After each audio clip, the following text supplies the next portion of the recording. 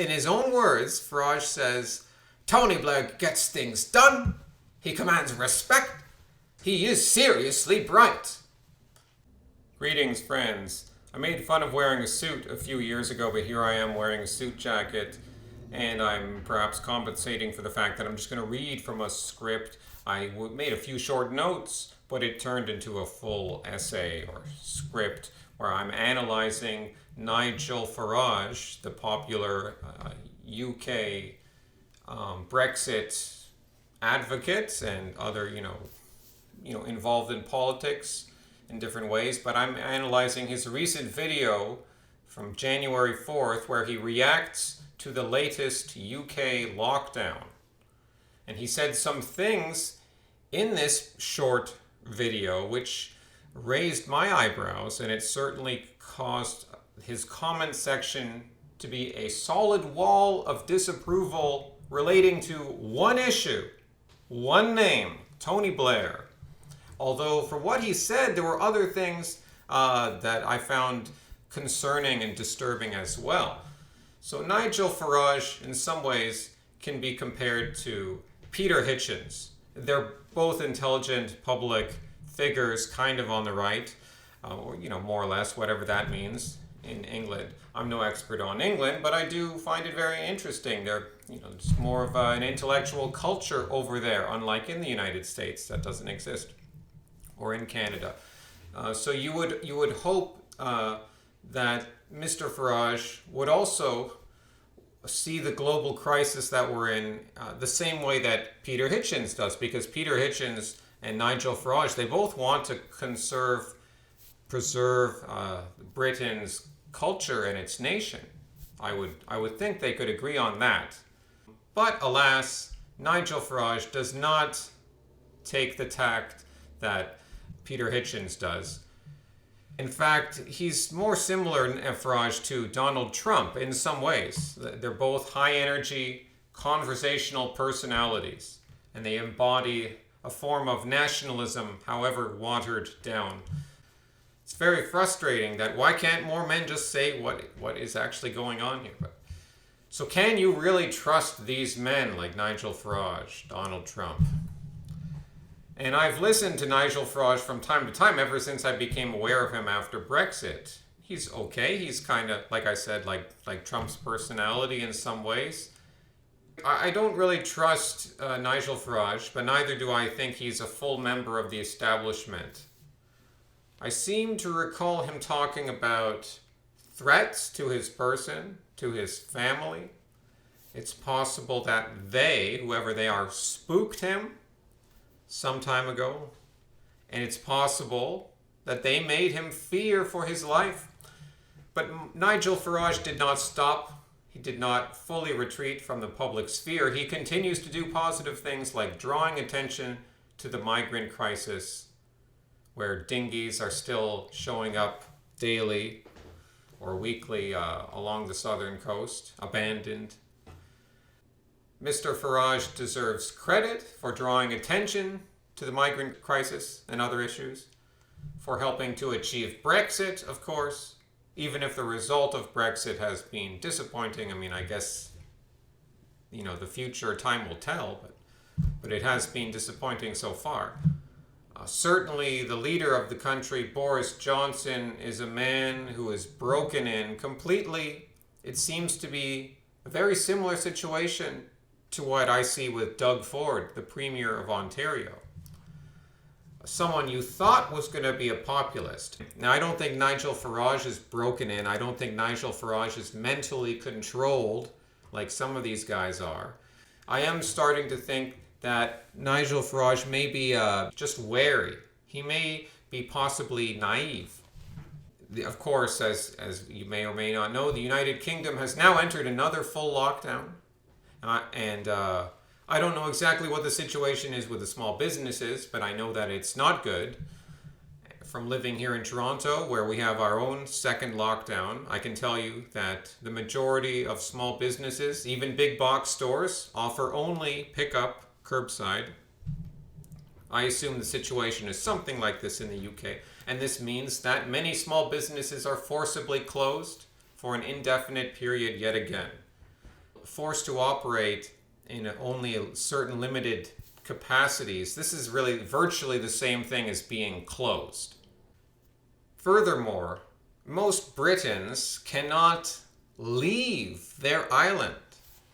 They are stuck there, and I guess we kind of are in Canada and America too, but it doesn't seem to be quite as stark, the conditions. You can leave here, but the problem is getting anyone from outside of Canada in here seems to be difficult at this time. Although they let lots of people in, but you have to have special status, so it's just ridiculous. So Boris Johnson is worried, this is coming from, Farage in his video. He's worried that currently there are about 40% more people in hospital from whoopee cough than there were at the beginning of the lockdowns last year in the UK. So Mr. Farage then brings up the National Health Service Nightingale hospitals, which are temporary critical care hospitals, which were established in the UK during the 2020 event. He points out that many of these have not received any whoopee cough patients, including the one in London, and despite the fact that they've received so much money from the government. Farage says that it seems to him that lockdowns don't really work because they aren't stopping the whoopee. Well, good work, Nigel. You're on the right track. You're speaking sense. And then he goes and screws it all up. But before I get to that, he paraphrases the Prime Minister and says, effectively, the country is locked down until early March, if all goes well. Well, if all goes well is code for at our discretion. Or, in other words, if all goes well and you continue to show your obedience. Your obedience is prolonging this nightmare. Boris Johnson had to throw in the phrase, if all goes well, to cover his butt. But the phrase is also an instruction for us to go along. The obedience level of the public is the metric they're really referring to. Will it go well for the obedience level of the British public this winter? Will they be good boys and girls? We'll keep letting in migrants from France, by the way. Certainly, you shouldn't complain about that. Just like here in Canada, we keep letting in temporary workers, many of them who are helping to sustain the 20-year-old condo construction boom. Then Mr. Farage says, you can't stop the lockdowns. Their minds are made up. The basic issue is the lockdowns continue because people go along with them. So saying that you can't stop the lockdowns because people's minds are made up is missing the point. That people can change their minds. People can change their behavior. Personally, I believe those in power will put us through constant lockdowns for a few more years. Maybe up to 2030. It will be more or less nonstop. This is the world we're in now. But that is the same thing as to say, people are so demoralized that they will continue to submit for another 10 years. So what comes first, the chicken or the egg? At this point, Nigel plays a card. He says, it is good news that the OPOG Senator Vaseline was given out today. Particularly good news is that it only costs £3 per dose. So, for a few £100 million, you can Vaseline the whole country, compared to the 22 million that's already been spent on test and trace, which doesn't work very well. He seems to bow before the Vaseline, just as Trump has bowed before the Vaseline. Farage seems to believe that it will somehow make a difference if we just get the Vaseline program en masse to the public. It's reasonable that we must have the stabby to deal with something that has a 99.9% recovery rate. And then he also tacitly accepts a new and more insidious form of government surveillance. Test and trace. Look, it's all the same, tracking, whatever you want to call it. They're doing it all around. So let me be clear. Nigel Farage in this recent video gives the green light to getting as much of the UK as possible to take a stabby which may alter your genetic makeup permanently. Yes, I know there's different Vaselines, so I don't know the specifics. I want to interview someone, hopefully soon, actually, that might educate me more on this topic about the Vaseline. But the thing is, rapidly developed, blah, blah, blah. I'm not supposed to be talking. I'm not actually talking about Vaseline. I can't go into it. But I mean, I guess I will in the future at some point. But it's the sort of thing that will get your video deleted or worse. That's why I'm using a lot of code words here. He doesn't question the idea of a stabby, which could do some very important things to your body, let's put it that way. He gives the green light to that, to these several very questionable things. And you don't have to be suspicious of government itself to hold these opinions. That's not what this is about. But it is about bad people, very evil people. Not incompetence, as we'll get to. He thinks it's about incompetence. No, they're very competent. So, Mr. Farage, it's okay that people are tracked and their information kept if they test positive ambiguously for whoopee. Nigel Farage is not stupid. He has drawn our attention to rubbish from high places many times in his life. What has happened to him? I can only conclude that they've spooked him and that he gives too much regard for what they say on television and that he may be naive. Nigel admits to being depressed by this new lockdown. I mean, who wouldn't be, of course. He says the country is entering its darkest winter since 1941 when German bombs were falling on London and America hadn't yet come to help. But he's misidentifying the present enemy. Whatever you think about the reality of Whoopi, she is not the current enemy. So by playing along with this illusion, he's only making things worse. So he says that we should stop trusting the politicians who've been managing this crisis, and that's all very well, but you need to be clear on what is the crisis in the first place. It's not going to help you if in the Blitz in 1941, if they were aware that there was a grave threat, but they didn't realize that bombs were falling from the sky and that there was a war with Germany that was causing this problem, that they thought that there was a problem with Mars or a problem with the wind or a problem with the water or some just different thing that they're focusing on. It's like, no, you're not helping the situation here. Nigel offers a suggestion, and this is where I just completely am a bit stupefied. Again, coming from a man who's not dumb, he's a relatively intelligent man.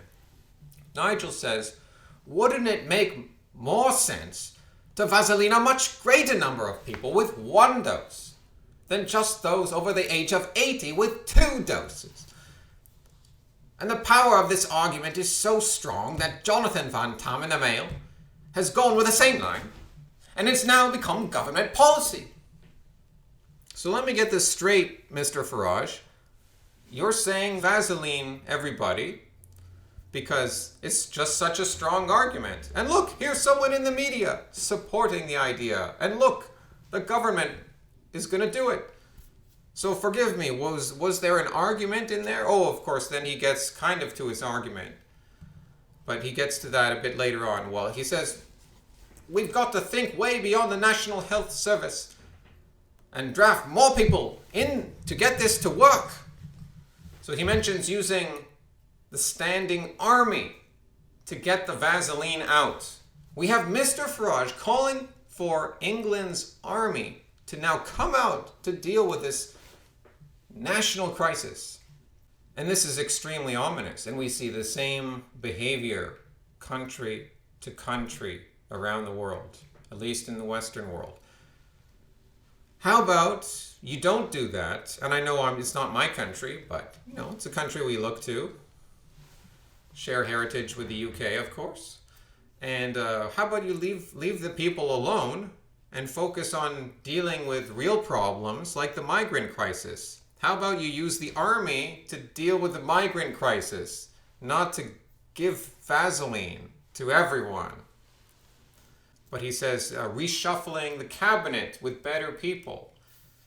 Bad leadership is to blame. He thinks this is a question of incompetence. I was mentioning this earlier. So to the contrary, Mr. Farage, our leaders around the world have been very competent. I mean, it depends on what you think their goals are.